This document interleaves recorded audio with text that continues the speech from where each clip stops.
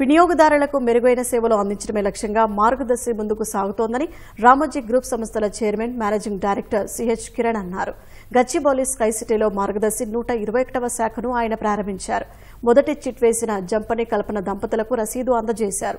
ఈ కార్యక్రమంలో Margadarsi MD Sailaja Kiran, Ramoji Film City MD Vijayeswari, ETV Bharat director Bruhathi, Sabala millets director Sahari, Ramoji Rao మనవడు సుజయ్, ఈటీవీ సీఈఓ బాపినీడు పాల్గొన్నారు. ఈనాడు ఆంధ్రప్రదేశ్, తెలంగాణ ఎడిటర్లు ఎం నాగేశ్వరరావు, డిఎన్ ప్రసాద్, మార్గదర్శి సీఈఓ సత్యనారాయణ సహా పలువురు పాల్గొన్నారు. 60 ఏళ్లుగా చిట్స్ వేస్తున్న వారి విశ్వాసాన్ని నిలబెట్టుకుంటూ అందరికీ అందుబాటులో వివిధ రకాల చిట్స్ అందుబాటులోకి తెచ్చినట్టు కిరణ్, శైలజా కిరణ్ చెప్పారు.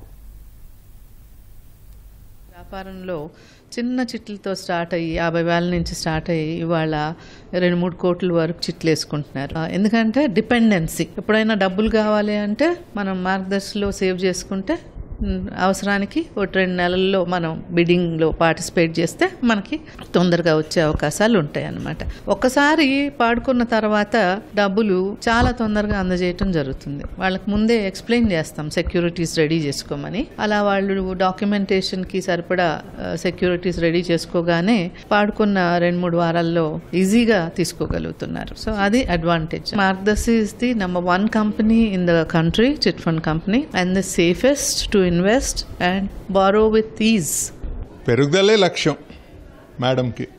చైర్మన్ గారు అదే చెప్పేవాళ్ళు, ఎప్పటికప్పుడు పెరుగుతూ ఉండాలి, growth is the only way అని.